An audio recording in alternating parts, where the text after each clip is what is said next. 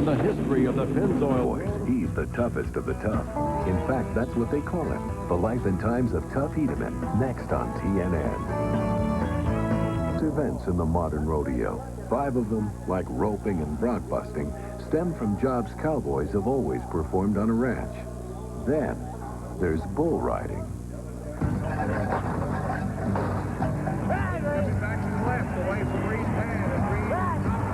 Bull riding, I don't know where it came from. It was, I guess it was kind of a dare that, you know, I guess let's see if we can ride this bull. But like I said, even now, the thought of it it sounds a little crazy. It does sound a little crazy and very dangerous. And that could be why, among all the rodeo events, bull riding is the most popular.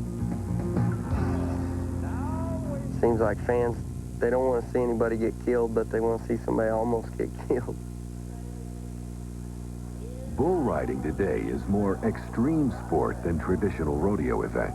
And just like in most sports, the top guys in bull riding keep changing as the years go by. But the guy on top always stays the same. He's the best yesterday and the best today. His name is Tuff Hedeman.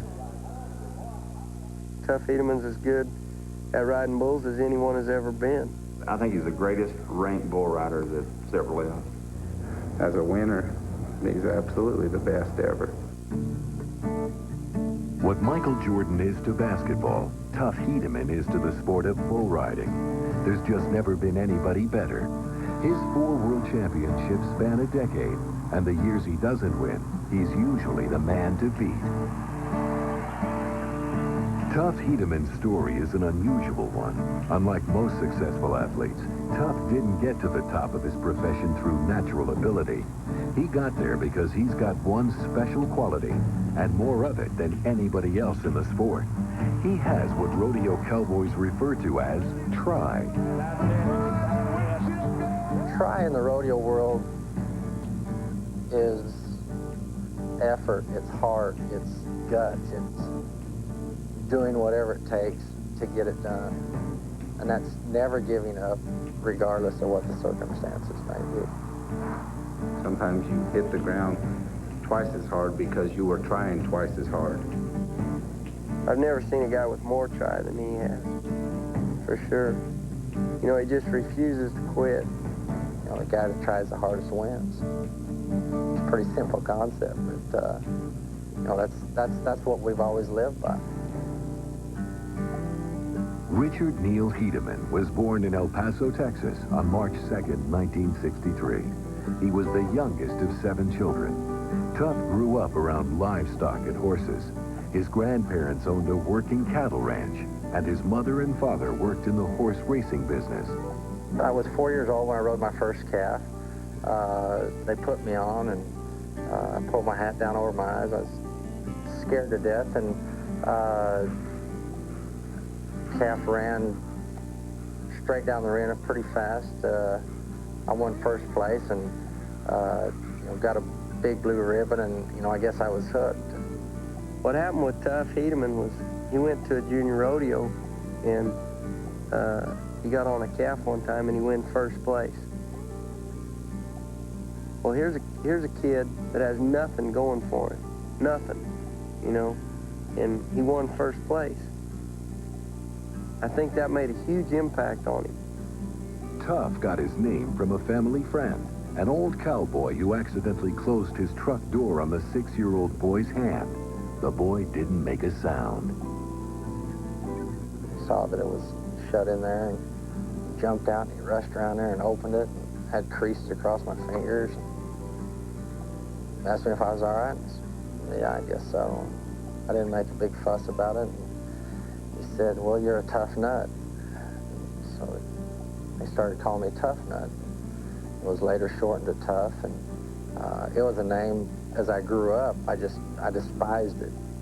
I would not dare tell someone my name was Tuff. They'd say, what's your name? I'd say, my name is Richard, Neil, or Rick, or Neil. But I wouldn't tell them it was Tuff. It's, oh yeah, you're tough? Yeah, well, how tough are you? Well, you know, having to fight my way up through school was just not my idea of a good time. From the beginning, Tuff was an unlikely prospect for rodeo stardom.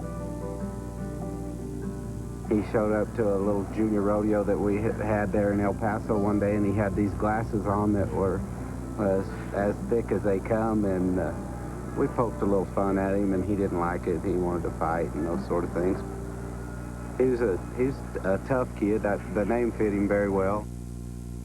You know, if you could have saw him 25 years ago and somebody would have told you that guy's going to be many times world champion bull rider and just, you know, phenomenal at it and heads and shoulders above the rest, you'd have lost every dime you had.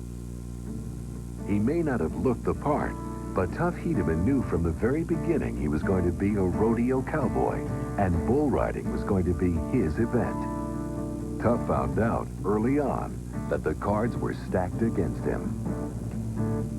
You're taking a guy that's uncoordinated, pigeon-toed, trips and stumbles all the time. He used to wear glasses with Coke bottle lenses. There's no way anybody would have guessed he would have got to where he got. Tuff competed in junior events all through school. Some people thought he had a chip on his shoulder, but it was really just the driving ambition of a kid who hated to lose. We would all go practice riding bulls, you know, every week. And if there were 6 guys in there, if we would have ranked them, I would have been 6. If there was 8, I would have been 8. I gave it all I had every time, but I just didn't have it. It was a slow learner. You know, most people would have said, you know, hey, you know, give it up, take up finger painting, you know, do something else. But you know, it really wasn't until, you know, probably I was a, you know, junior, senior in high school that I started having, you know, some success. In 1981, Tuff was awarded a rodeo scholarship to Sul Ross State University in Alpine, Texas. John Mahoney was head coach of the rodeo team. Tuff was 18 years old at that time and had more try than talent, I guess you'd say. You could see the potential, but he didn't have a lot of natural ability.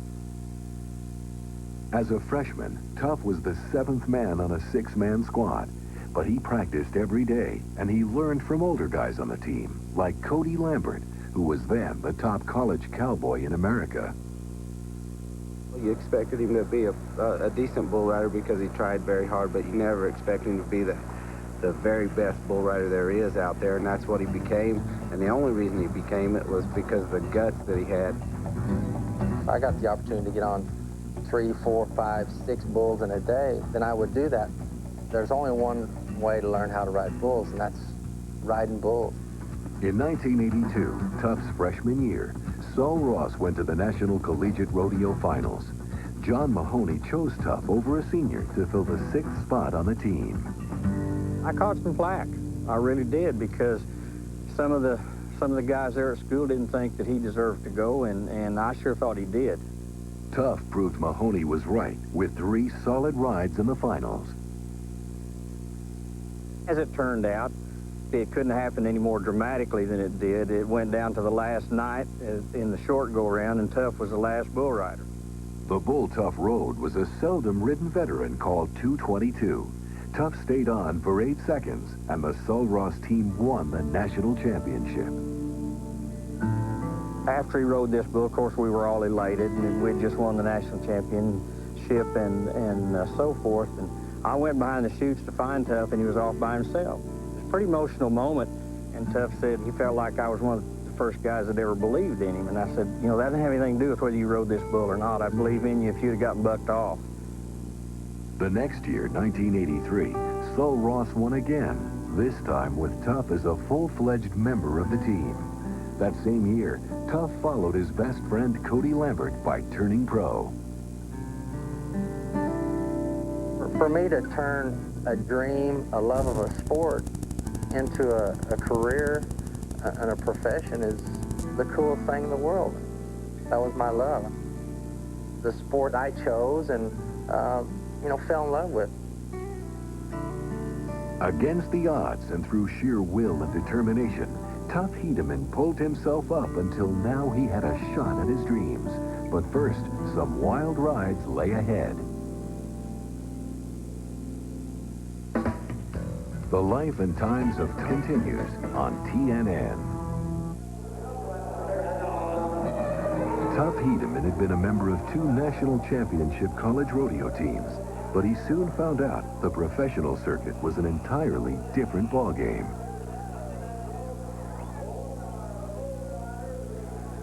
The rodeo cowboy only earns as much as he wins. To a bull rider, 8 seconds on top of a bucking bull might mean the difference between eating and not eating that week. Most of those who try it never make a living at it. A lucky few make expenses. When I first turned professional, it was kind of rough and rocky. You know, I was kind of living from one win to the next, and there were several times when I would get to the rodeo and not have enough money to pay my entry fees. That's what you call pretty good motivation. That if I don't win, I might not be able to eat, or I might not be able to get to the next rodeo. But the hard times didn't last for Tuff Hedeman. All the hard work of his teen years paid off. He started winning, and from then on, it was just a dream come true.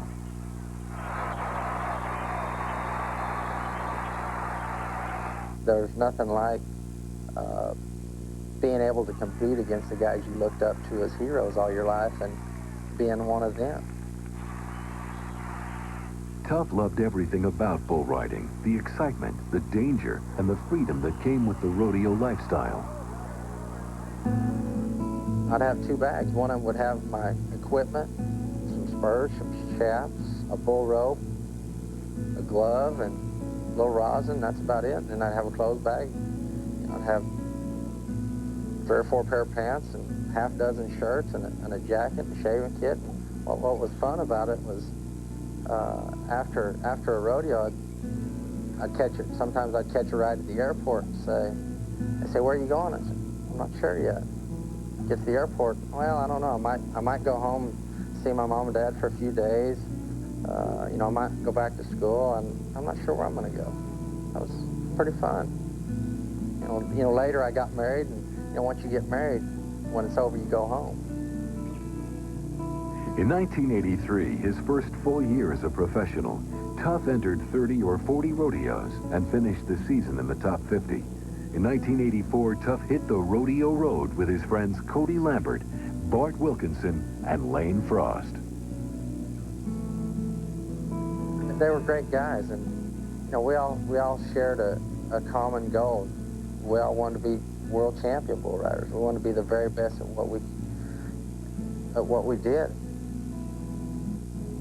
That year, Tuff made the national finals for the first time. There in Oklahoma City, Tuff met a beautiful young college student named Tracy. They were married the following June. The next year, 1985, Tuff led the Professional Rodeo Cowboy Association standings all year, heading into the finals in Las Vegas. In '85, the first year of the national finals, moved to Las Vegas, and the money was bigger than it ever had been anywhere before. And Tuff had a pretty good lead going into the finals, and he'd ridden better than anybody all year long. 1985 was a year in which I felt 99% sure I was going to be the world champion. Halfway through the national finals, I had such a lead that it didn't look like I could be caught. Lo and behold, I got bucked off 3 of my last 5, and Ted Noose came and won a couple go-rounds and beat me the last day. It was an unwritten rule at the National Finals Rodeo that if Tuff got bucked off that night, that you followed him in the dressing room. You didn't go back in there ahead of him, because he'd be slinging his bales and his rope, and everything's going every direction, because he hated it so bad to lose. For Tuff, the loss in the finals was the most disappointing moment in his life. The next season, 1986, Tuff came back with a vengeance. He was aware that some people thought he had choked in the '85 finals. Now, he was out to prove something to them, and maybe to himself. On the road, he teamed up with Cody Lambert, Lane Frost, and a rookie named Jim Sharp. Right away, it became apparent to Cody that one of his partners was going to be world champion. They rode like you couldn't believe. Nobody had ever seen anything like it. You've seen guys get on streaks where they rode really well for a few weeks or a month or two, and where it looked like nobody could beat them. But they did that for years. Not just that year, they did it for years. They elevated the level of the competition. Up till that point, if you rode 50, 60% of your bulls, you were one of the top guys. If you wanted to even be considered a contender for a world championship against Tuff, Lane, and Jim, you better ride 90% of your bulls. I was a pretty good bull rider, and you know, I was going to qualify for the national finals, and I knew I was the fourth best bull rider in that car everywhere we went. When Tuff got to Las Vegas that year, he was ahead in the standings, but Ted Noose was close behind. Still, Tuff looked like a sure winner until he was bucked off his first two bulls. I, like everybody else, was thinking, oh no, not again. You couldn't believe. I mean, here he is, no doubt the best bull rider in the world at that time, and guys that have never even been the 50th best bull rider in their life were coming up to him trying to give him advice. There was a sense of urgency everywhere except the arena where the guys were riding. Everybody knew Tuff was going to win. There was no doubt about it. Tuff did win that year, but it came down to the last bull. At the age of 23, Tuff Hedeman had achieved everything he'd ever dreamed of. When you walk up on the stage and they hand you a beautiful gold buckle with diamonds in it, that's great. But when it says you're the world champion, you're the best at what you do, it doesn't get any better than that. Tuff knew that winning the gold medal paid him back for all the hard times and painful injuries he'd endured on the road to the championship. Being the best made it all worthwhile. What he didn't know is that there would be even more difficult times ahead. The life and times of Tuff Hedeman returns in a moment.